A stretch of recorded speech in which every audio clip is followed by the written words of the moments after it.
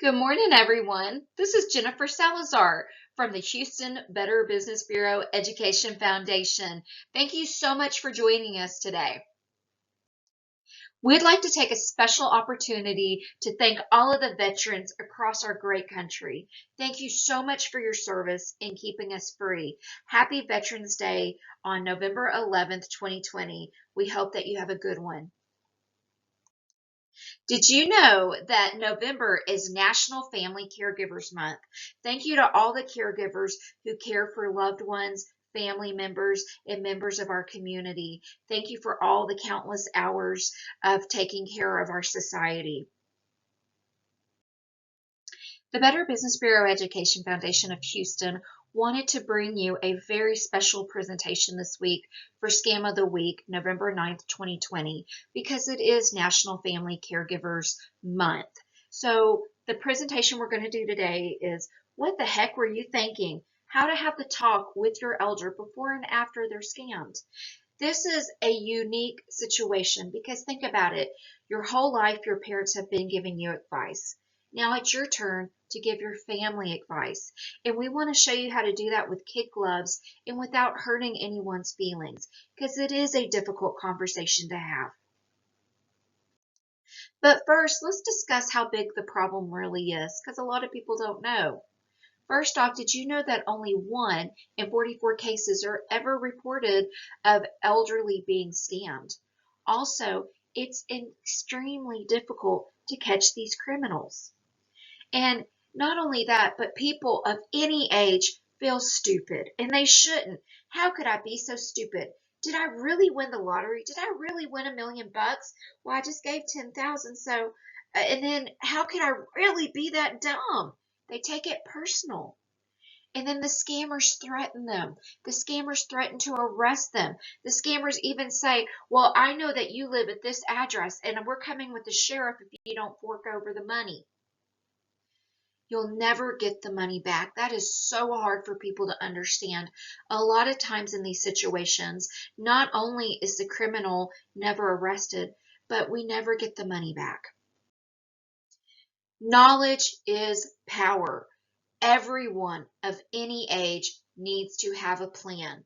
First off, don't just tell your parents to throw away the letter that they received, okay? So say if your parents got a letter saying they won something, don't just tell them to throw it away. Here's what you need to do.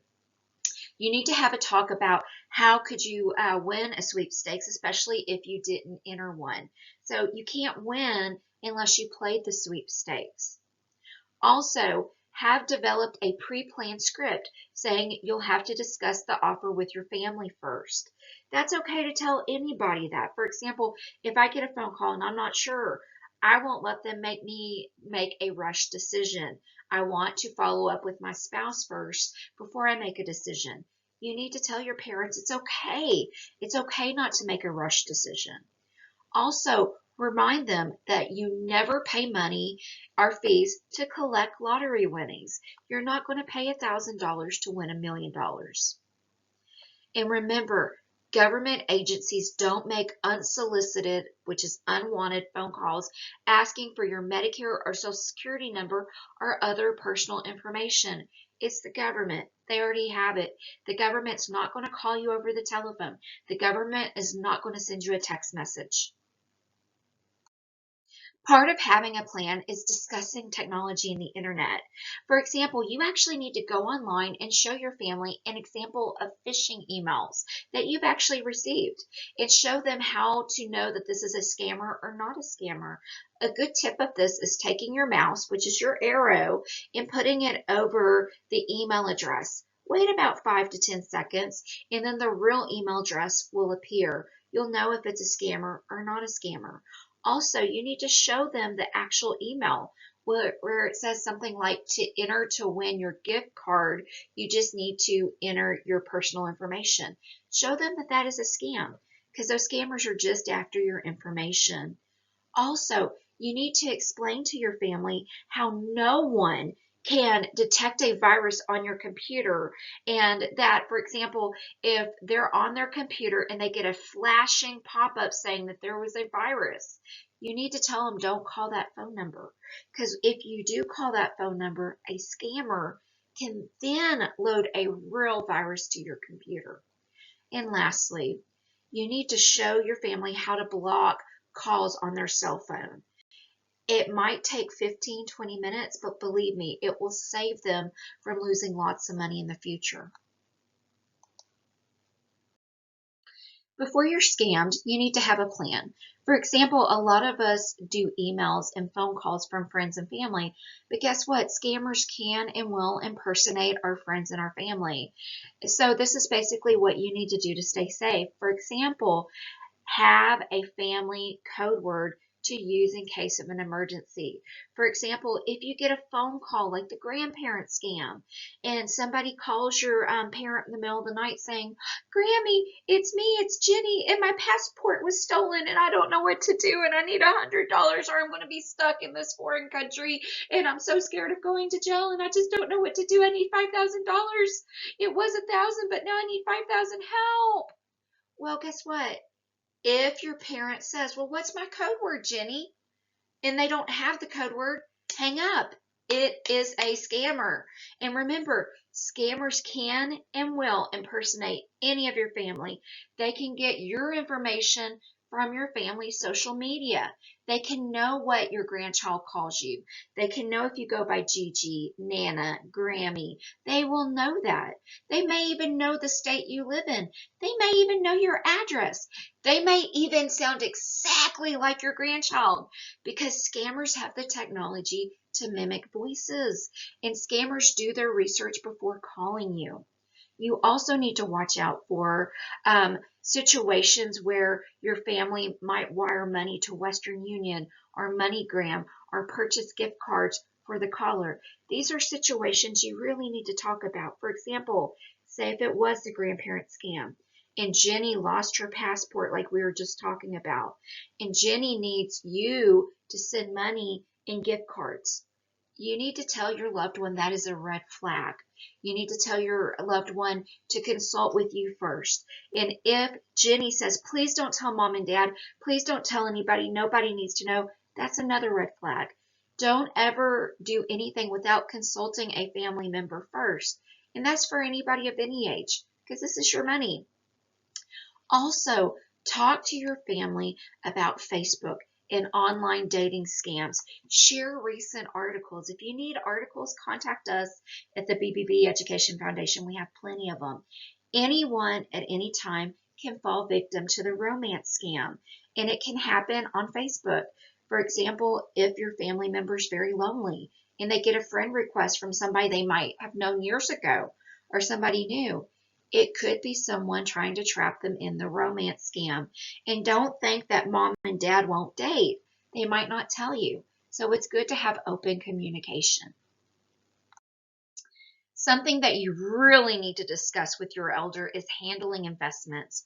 First, offer to show your elder how they can check out the record of their financial investor at finra.gov under broker check. Do they have questions about a specific investment and they don't want your advice? Don't take offense. Instead, give them someone that can help them at FINRA Securities Helpline for Seniors at 844-574-3577. Discuss mailings that they may receive for free lunches and investment seminars. Don't necessarily say no, just check out the company and make sure that they are ready to say no if they are asked if they want to join anything. Tell them that they don't have to join anything, they don't have to make a fast decision, and they shouldn't feel like they have to give any of their information to receive a free lunch. Also, this is a sensitive subject. It is important that you talk to them about co-signing and access to accounts. A lot of times people know that seniors have a lot of money and that they would be good to be a co-signer for them. Let them know that if that person decides not to pay their bills, they are now responsible for that full payment. So it's important that they guard their information and they don't feel that they have to co-sign for anyone or be pushed into a situation where they put somebody's name on their account. Make sure that they are comfortable with their investment decisions. And remember, this is their money. Help them protect it. Something we all need to watch out for is unsolicited strangers at our door. Show your elder how not to answer the door and warn them of stranger danger, just like they did for us when we were kids. Also, discuss your electricity plan with them and describe how if they want to change for a better price, they can. With you, you can help them instead of a stranger having this conversation with them. Or give them my phone number. Guess what? I work for the Better Business Bureau. If they want to look for roofers, tree trimmers, electricians, or whatever, they can call me instead of talking to that stranger at their door. My number is 713-341-6184. Show, don't tell. Communicate and don't dictate. Communication is huge. And here's a great tip. Talking with your elder. Talk with them. Have a conversation. This is opposed to talking to your elder. For example, talk with them. Have coffee. Go over the energy plan, the electric plan, whatever. Don't talk to them. Don't dictate. It's so important that you can communicate honestly and openly with kid gloves. Oh no, my elder has just been scammed. What do I do? Have no fear. The BBB is here. Here we go. So don't shame or blame. Show empathy, because guess what? It can happen to you. Anybody at any time can be scammed. Talk to your elder about how their experience could be important for other people facing the same situation, and reporting it to law enforcement is important. Depending on the scam, like for example, romance, sweepstakes, grandparent, the elder may need a medical examination, especially by a gerontologist. Warn your elder that once scammed, they may be hit up again for other scams. Because guess what? Scammers work together. They might know that you got scammed for this, and then they're going to contact you later for another scam. I'm just going to tell you like it is, my friends. Reality bites. Your elder might say the following, and guess what? This is karma for everything you did as a teenager and said to your parents. Stay out of my business. You don't know what you're talking about. I'm in love with this person and there's nothing you can do about it. They said that you would say that. All you're trying to do is take all my money and put me in the home. Well, they were at my church. I know other people have won money. When an elder has been scammed, do what you have to do and plan to live with the consequences. If your elder was scammed, you can take steps now to protect. Visit the financial institution to discuss your concerns so that the bank can flag or freeze on accounts and be aware of other possible fraud. Also, review bank accounts, insurance policies, investments, and annuities for changes in account ownership or beneficiaries. Involve a neutral third party, such as a forensic accountant. Help your elder get copies of their credit report. And finally, help your elder put a freeze on their credit report. Let's review a few more steps that you can take now. Now, this is a special list.